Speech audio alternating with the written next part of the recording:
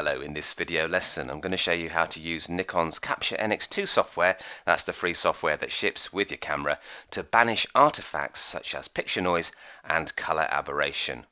So let's kick off by copying this start file to our hard drive. It's called noisebefore.nef, and then go to File Open, browse to the image, and you'll see it in Nikon Capture NX2. And the next thing to do is to quickly have a look at the metadata to see how this shot was captured. It's in fairly low light conditions, so what we've done is bumped up the ISO sensitivity to 3200 to make the camera more sensitive to light so that we don't need to use a tripod. We've opened up the aperture as well to as wide as we can get it, and you can see that the shot looks fairly good at this magnification. Let me just click here to hide the metadata for the moment, because at that ISO setting we're bound to suffer from noise. So click here to grab the zoom tool and then right click and choose view at 100%, and you can see here we've got some noise in these areas, but if we hold down the space bar and drag up to the sky, the noise is much more noticeable.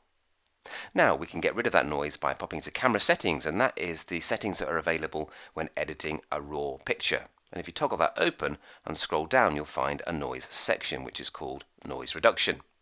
Now automatically it's applying some noise reduction already, so let's just take these to 0 and I then can tell you what these particular sliders do, and you can see that the noise is much more noticeable, especially in the sky areas.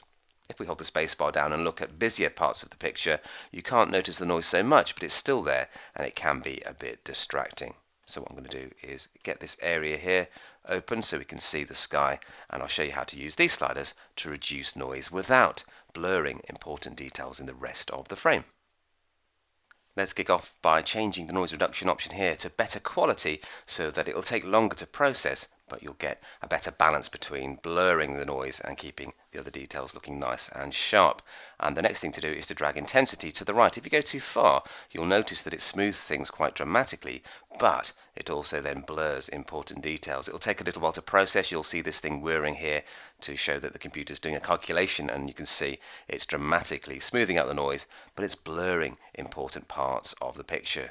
If you hold the spacebar down, you can then click and have a look at some of the more busy parts of the shot, like this area here, and you can see there's a lot of blur going on. So let's reduce it from 60 down to 1.6 just to create a less blurred effect, and that will then bring back some more of this text detail here, and it might also bring back a little bit more noise, but you're going to get a balance between banishing the noise and revealing the delicate detail. And once you've got this kind of balance going on quite nicely, you can also sharpen up these details a little bit more by dragging sharpness to a higher value, such as 4, and then you'll see the wheel stops spinning and it reveals more of this detail here. But there's also a little bit more noise being added as well, and that's the compromise we get between abolishing noise artifacts and preserving important details in our picture. Let's hit the spacebar and hold that down and then drag with the hand tool to have a look at this area here where we've got the original sky. It's looking a lot smoother now, but there is a little bit of noise there. It's nowhere near as noticeable as it was before, and we've still got some of these delicate details revealed. So you can also take edge noise reduction. You can see there's a little bit of grain around the edge there. This is very subtle and you may not even notice the effects, but it should just make the edge noise a little bit less noticeable. If you've shot a long exposure and you've shot in RAW format, you've also got this extra option here which is called astro noise reduction, and that is worth ticking in those particular situations, but here we had a fairly short shutter speed, so we'll leave that unticked.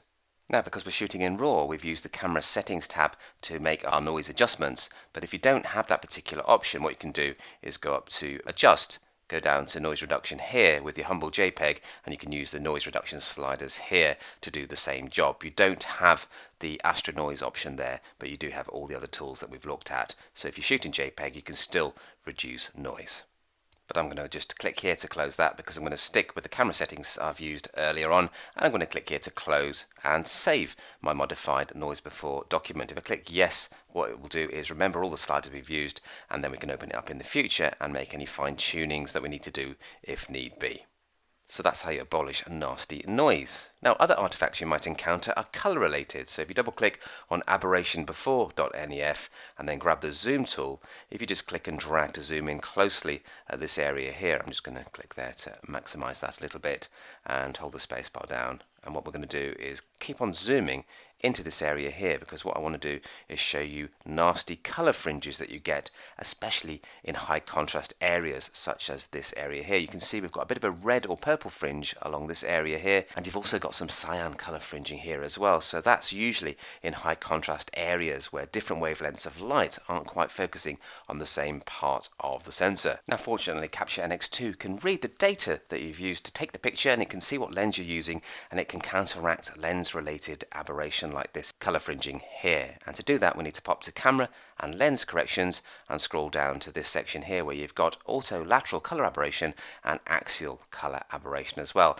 And it's simply a case of just ticking here to automatically turn these on. It's going to look at the color fringing, it's going to then counteract it by shifting it in the direction that's appropriate, and it's a brilliant way of banishing color fringing, and that is a very dramatic way of improving your shot by getting rid of chromatic aberration.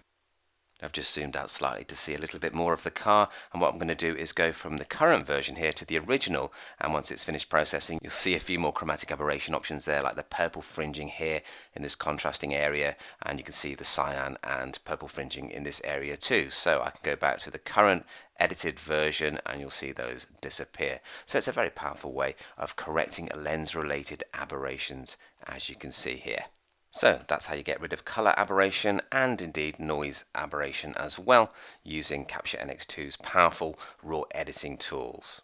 I'm just going to turn off these color correction options here because you might not be shooting in RAW and you might need to make color fringe corrections with a humble JPEG. So I'm just going to go back to the original color aberration status for this particular shot, and I'm going to show you how to create an adjustment for a JPEG by going to Adjust, go to Correct, and here you've got the option to remove lateral color aberration. That gives you a new adjustment step, and you can see we've got a red cyan slider which is quite useful for this one here, so you can try experimenting with that, and that will shift the position of those particular colors, and that will help you to try and counteract them if you go in different directions. You can see it gets worse or better depending on where I drag this particular slider. So that's looking much better already thanks to this slider here. You may also have blue or yellow fringes depending on which part of the image you're looking at, so it's worth experimenting with these sliders too. So you can edit color aberration in your RAW files or your JPEGs thanks to this tool here, or indeed the tools in the camera and lens correction tab if you're shooting in RAW.